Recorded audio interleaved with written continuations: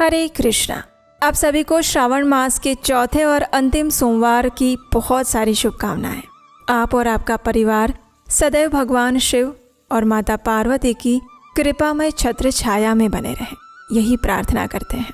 आज श्रावण मास के सोमवार के साथ साथ पुत्रदा एकादशी का व्रत भी रखा जा रहा है। कई भक्त आज के दिन पुत्रदा एकादशी व्रत का पालन कर रहे हैं। उन सभी को इस पुत्रदा एकादशी व्रत की भी बहुत सारी शुभकामनाएं। आज श्रावण मास का अंतिम सोमवार है। जी हाँ, पूर्णिमांत पंचांग के अनुसार।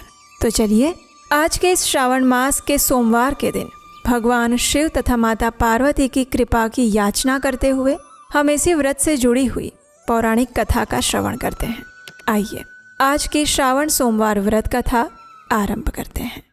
कैलाशवासी गिरिजा विलासी श्मशानवासी सुमनो निवासी काशी निवासी विजय प्रकाशी योनादिकल्पेश्वर एवं सोसौ।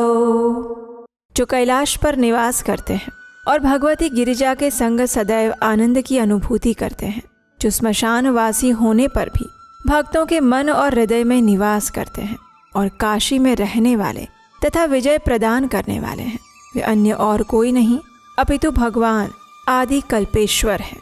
श्रावण मास के सोमवार की कथा का वर्णन सूत गोस्वामी द्वारा किया गया था और वो भी नैमिषारण्य में एकत्रित ऋषियों के समक्ष। और वो कथा इस प्रकार थी। प्राचीन समय में चित्रवर्मा नाम से प्रसिद्ध एक राजा हो गए। वे अत्यंत निष्ठावान, धर्मपरायण और शक्तिशाली राजा थे।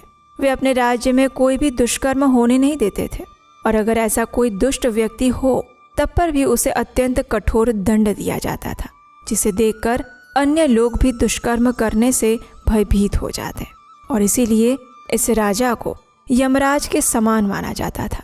वे अपनी प्रजा की रक्षा करने में सक्षम थे और ये राजा स्वयं भगवान शिव और भगवान नारायण के भक्त थे। अपने जीवन में राजा हर प्रकार से सुखी थे।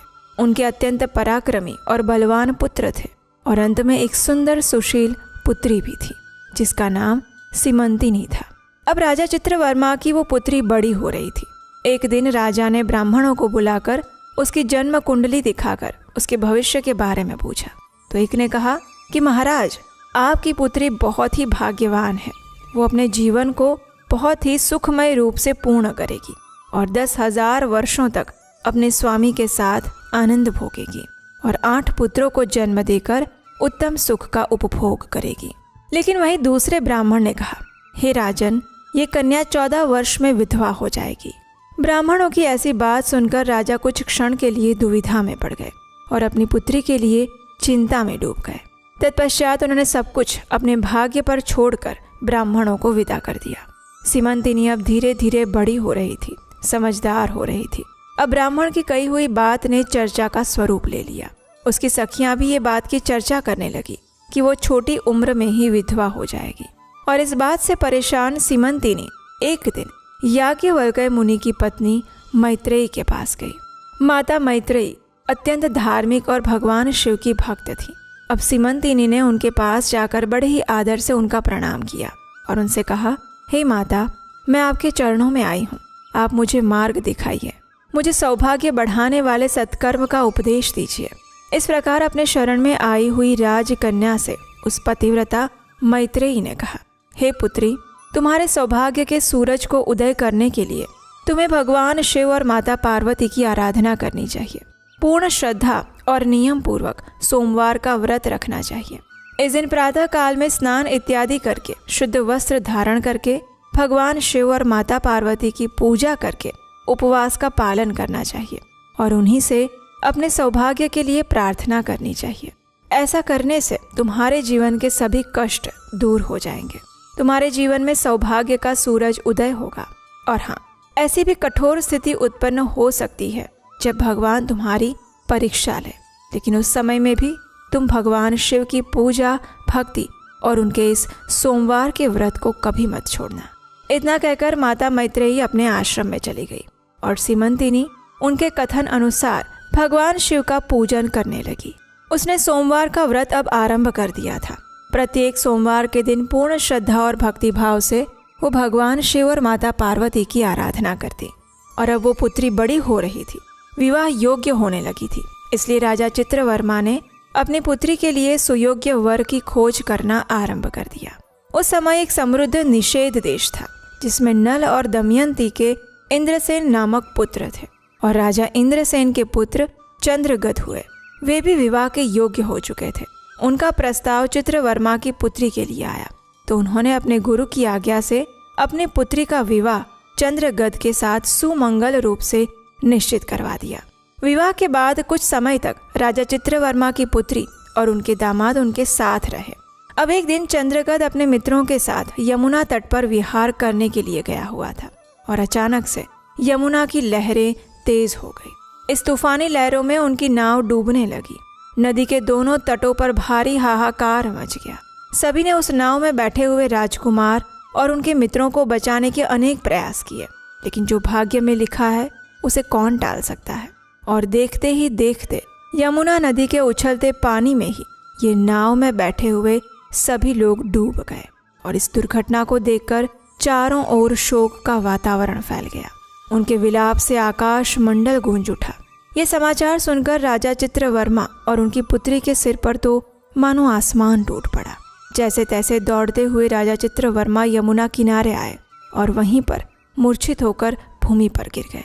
राजकुमार के पिता की हालत भी कुछ ऐसी ही थी। दोनों परिवार पर दुखों का पहाड़ टूट पड़ा था। चारों ओर सभी दुख के सागर में डूब गए, लेकिन भाग्य का लिखा कौन मिटा सकता है।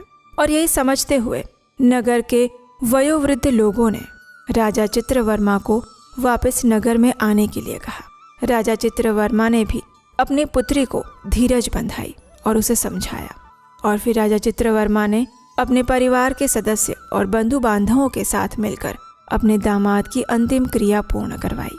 पतिव्रता सीमंतिनी ने अपने पति के पीछे सती होने का विचार किया, लेकिन उसके पिता ने स्नेहवश उसे रोक लिया।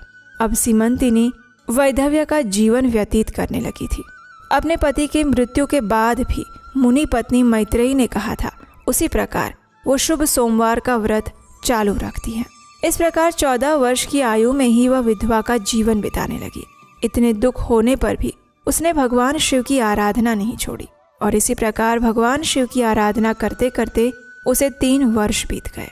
दूसरी ओर पुत्र शोक में डूबे हुए राजा इंद्रसेन को अपने ही भाई ने धोखा दे दिया और बलपूर्वक उसका राज्य छीन लिया। उन्हें पत्नी सहित पकड़कर कारावास में डाल दिया और सबके मन में यही था कि इंद्रसेन का पुत्र चंद्रगद यमुना में डूबकर मर चुका है। लेकिन वास्तविकता कुछ और थी। चंद्रगद यमुना नदी के जल में डूबने पर नीचे की ओर गहराई में उतरने लगे और इस प्रकार वे पाताल में पहुंच गए, जहां राजकुमार ने नाग वधुओं को जल क्रीड़ा करते हुए देखा। नाग कन्याएं भी राजकुमार को देखकर आश्चर्यचकित हो गई और उसे उठाकर पाताल लोक में तक्षक नाग के नगर में ले गई। चंद्रगद इस अद्भुत सौम्य मनोहर नगर को देखकर आश्चर्यचकित रह गया, जो कि इंद्र भवन के समान सुंदर और मनमोहक था। उसने सुंदर महल को भी देखा, जो बड़े बड़े रत्न से सुशोभित था। रत्न के प्रकाश की किरणों से प्रकाशित हो रहा था। भगवान सूर्य के समान तेजस्वी नागराज तक्षक नाग को सभा भवन में विराजमान देखकर परम बुद्धिमान राजकुमार ने विनम्रता पूर्वक उन्हें प्रणाम किया और हाथ जोड़कर उनके समक्ष खड़े रह गए। तक्षक नाग के तेज से उसकी आंखें नहीं खुल पा रही थी। अब नागराज ने बड़े ही प्रेम पूर्वक नाग कन्याओं से पूछा कि ये कौन है और कहाँ से आया है। तब नाग कन्याओं ने कहा, हमने इसे यमुना के जल में देखा। इसके कुल और उसके नाम का परिचय ना होने के कारण हम इसे आपके पास लेकर आई हैं। तब तक्षक ने राजकुमार से पूछा, हे पुत्र, तुम कौन हो? राजा तक्षक के इस वचन को सुनकर राजकुमार ने कहा कि वो भूमंडल के प्रसिद्ध निषद देश के राजा नल और दमयंती का पौत्र है। मेरे पिता का नाम इंद्रसेन और मेरा नाम चंद्रगद है। इतना कहकर उसने अपने साथ हुई संपूर्ण घटना का विस्तार पूर्वक वर्णन कह सुनाया कि किस प्रकार वो यमुना नदी में डूब गया था। उसने ये भी कहा कि उसका विवाह अभी थोड़े समय पहले ही हुआ था और विवाह के बाद थोड़े समय के लिए वो अपने ससुराल में ही रह रहा था और अचानक ही ये घटना हो गई और ये नाग पत्नियां मुझे आपके पास लेकर आई हैं। किसी जन्म के पुण्य के प्रभाव से मैं यहाँ आपके दर्शन कर पा रहा हूँ। मैं धन्य हो गया, मेरे माता पिता कृतार्थ हो गए, क्योंकि आपने दया करके मेरी ओर देखा। राजकुमार चंद्रगत की ऐसी मनमोहक बातें सुनकर राजा तक्षक ने कहा, हे राजकुमार, तुम भयभीत मत हो, धैर्य रखो और बताओ तुम समस्त देवताओं में से किनकी पूजा करते हो। तब राजकुमार ने कहा, हे राजन, जो देवों के भी देव हैं, महादेव हैं, वही उमापति भगवान शिव की मैं आराधना करता हूँ, जो समस्त जगत में सर्वश्रेष्ठ है, जो कारणों के भी कारण हैं, जिन्होंने गंगा जी को अपने सिर पर धारण किया है, जिनके सिर पर चंद्र का मुकुट है, जिनके तेज की कोई सीमा नहीं, समस्त सृष्टि के कल्याण हेतु समुद्र मंथन से निकले हुए विष को जिन्होंने पी लिया था, जो पंच महाभूतों में स्थित हैं, वे विश्वात्मा भगवान सदाशिव की मैं पूजा करता हूँ। संपूर्ण संसार जिनकी इच्छा के अधीन है, वही शिव की मैं आराधना करता हूँ, जो अर्धनारेश्वर हैं, भगवती जगदम्बिका जिनके अर्धांगों में निवास करती हैं, और हाँ, तक्षक और वासुकी दोनों नागराज जिनके कानों के कुंडल बने हुए हैं, वही पार्वती पति महादेव का मैं पूजन करता हूँ। राजकुमार की ऐसी अमृतवाणी सुनकर तक्षक राजन अत्यंत प्रसन्न हो गए। उनके हृदय में महादेव जी के लिए जो भक्ति थी उसका नवनिर्माण हुआ। एक नए भक्ति रूपी सूरज का उदय उनके हृदय में हुआ और वे अत्यंत प्रसन्नता से कहने लगे, हे बालक, तुम्हारी आयु छोटी है, लेकिन तुम्हारा हृदय आत्मज्ञान से भरा हुआ है। तुम बालक होकर भी सर्वोत्कृष्ट परात्पर शिव तत्व को जानते हो। मैं तुमसे अत्यंत प्रसन्न हूँ। यहाँ पर कोई भी दुख, रोग और पीड़ा से युक्त नहीं है। यहाँ सर्व मनोकामना पूर्ण करने वाला कल्प वृक्ष है। यहाँ मृत्यु का भी भय नहीं है। वृद्धावस्था और जरा की कोई पीड़ा भी यहाँ नहीं होती। तुम अपनी इच्छा अनुसार इस रत्नलोक में जहाँ चाहो वहाँ विहार कर सकते हो और यथा योग्य सुख भोगों का उपभोग कर सकते हो। तक्षक राजा की ये बात सुनकर बड़ी विनम्रता के साथ उस राजकुमार ने कहा, हे नागराज, मैंने उचित समय में विवाह कर लिया है। मेरी पत्नी उत्तम व्रत का पालन करके भगवान शिव की पूजा आराधना करती हैं और मेरे माता पिता का मैं इकलौता संतान हूँ। वे सब इस समय मुझे मरा हुआ समझकर शोक में डूबे हुए होंगे, अतः मुझे किसी प्रकार भी यहाँ अधिक समय नहीं रुकना चाहिए। इसलिए आप कृपा करके मुझे उस मनुष्य लोक में पुनः पहुँचा दीजिए। राजकुमार की इस बात को सुनकर नागराज और प्रसन्न हो गए। उन्होंने राजकुमार को रोकने का प्रयास नहीं किया और उनसे कहा, हे पुत्र, जब भी तुम्हें मेरी याद आए मुझे बुला लेना, मैं तुम्हारे समक्ष प्रकट हो जाऊंगा। ऐसा कहकर उन्होंने राजकुमार को एक सुंदर दिव्य अश्व भेंट किया, जो इच्छा अनुसार कहीं भी भ्रमण कर सकता है। इसके उपरांत अनेक रत्नमय आभूषण, दिव्य वस्त्र और दिव्य अलंकारों की भेंट दी। नागराज ने प्रेम पूर्वक उसे विदा किया और दिव्य घोड़े पर सवार होकर कुछ ही क्षण में राजकुमार अनेक प्रकार के द्वीप, समुद्र और लोक में भ्रमण करते हुए यमुना के जल के बाहर आकर उस दिव्य अश्व पर सवार होते हुए नदी के तट पर विचरण करने लगे। उसी समय अपनी सखियों के साथ पतिव्रता सीमंतिनी वहां स्नान करने के लिए आई हुई थी। उसने यमुना तट पर मनुष्य रूप में नाग कुमारों के साथ राजकुमार चंद्रगत को देखा। राजकुमार को देखकर सीमंतिनी की दृष्टि उन्हीं की ओर स्थिर हो गई। मुग्ध होकर वो वहीं पर खड़ी रही। अब राजकुमार ने भी उसे देखा। उसने मन ही मन में विचार किया कि इसे मैंने कहीं देखा है, लेकिन किंतु वो उसे पहचान नहीं पाया कि वो उसी की पत्नी है, क्योंकि सीमंतिनी अपने पति को मरा हुआ समझकर विधवा का जीवन व्यतीत कर रही थी और शोक के कारण वो अस्वस्थ और दुर्बल भी हो चुकी थी।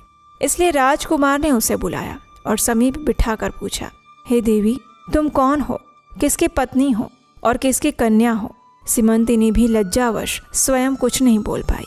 तब उसकी सखियों ने सारी बात बताई कि वो राजा चित्रवर्मा की पुत्री सीमंतिनी है। उसके पति चंद्रगत के दुर्भाग्यवश यमुना में डूबने से मृत्यु हो गई। उसके शोक के कारण ही उसकी ऐसी दुर्दशा हो गई है।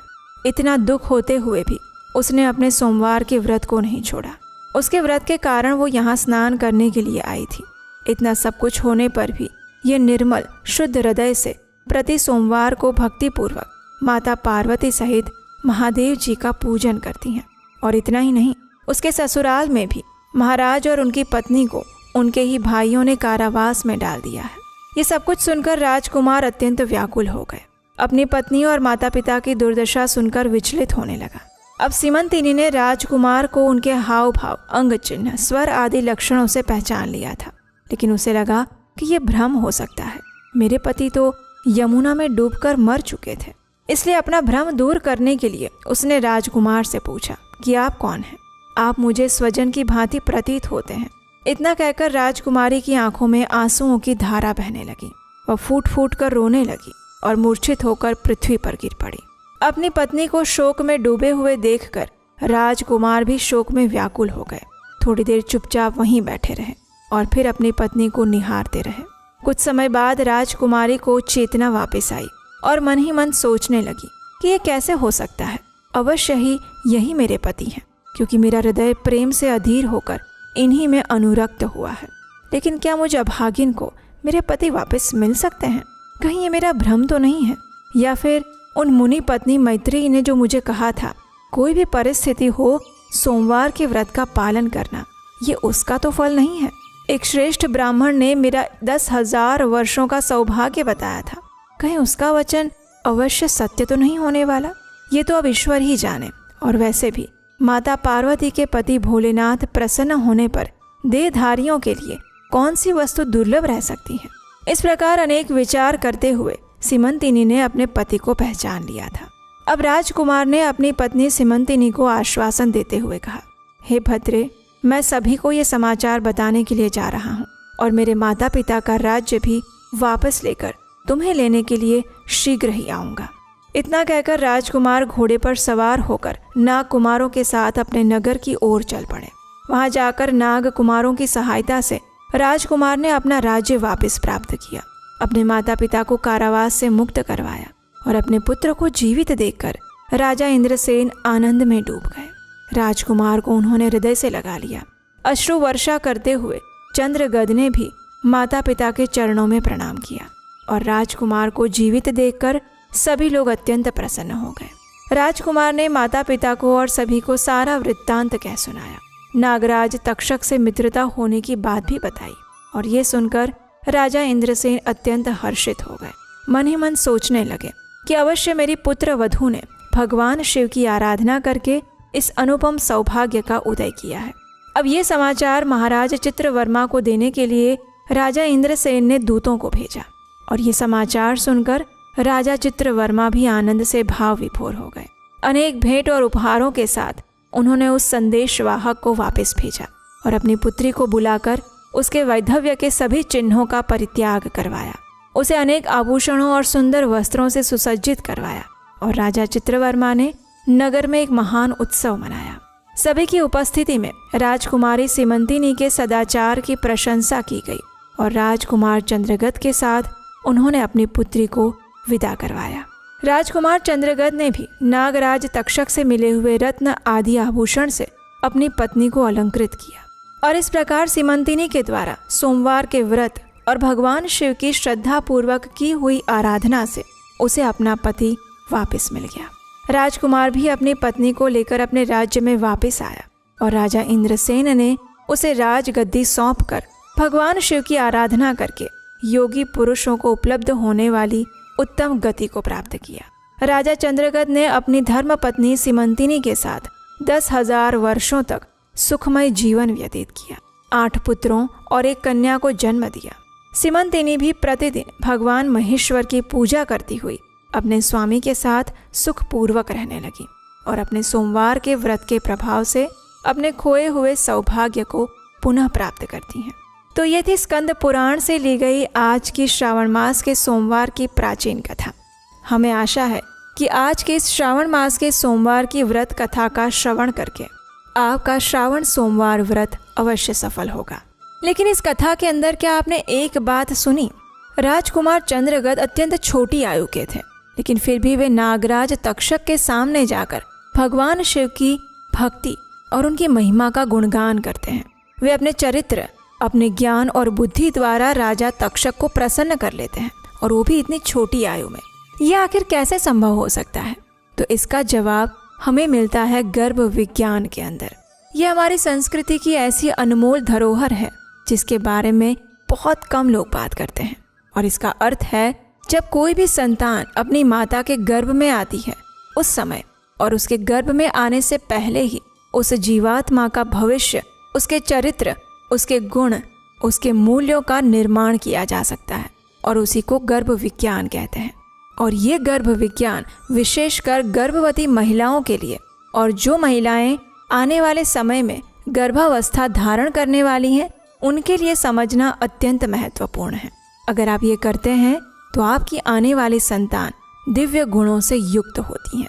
तो अगर आप इस विषय में और जानना चाहते हैं तो नीचे डिस्क्रिप्शन बॉक्स में एक लिंक दिया गया है जहाँ पर मैं आपके लिए एक स्पेशल वर्कशॉप करने जा रही हूँ और इस वर्कशॉप के अंदर मैं गर्भ विज्ञान के वो सारे रहस्य आपके साथ साझा करूंगी जिसके माध्यम से आप भी राजकुमार चंद्रगत की तरह एक दिव्य संतान को जन्म दे सकती हैं। उसका लिंक नीचे डिस्क्रिप्शन बॉक्स में दिया गया है, वहां पर जाकर इस वेबिनार के लिए रजिस्टर कर सकते हैं। और अगर आज का ये वीडियो अच्छा लगा है तो आज के इस श्रावण मास के सोमवार की व्रत कथा वाले वीडियो को लाइक अवश्य कीजिएगा और उसे कम से कम 5 लोगों को शेयर कर दीजिए, क्योंकि श्रावण मास के सोमवार की कथा का सिर्फ श्रवण करने से भी मनुष्य को अनेक पुण्य फलों की प्राप्ति होती है। तो आज का ये सुंदर दुर्लभ अवसर है, उसे गंवाइए मत और अभी इस वीडियो को अपने व्हाट्सएप में, फेसबुक में, इंस्टाग्राम में शेयर कर दीजिए।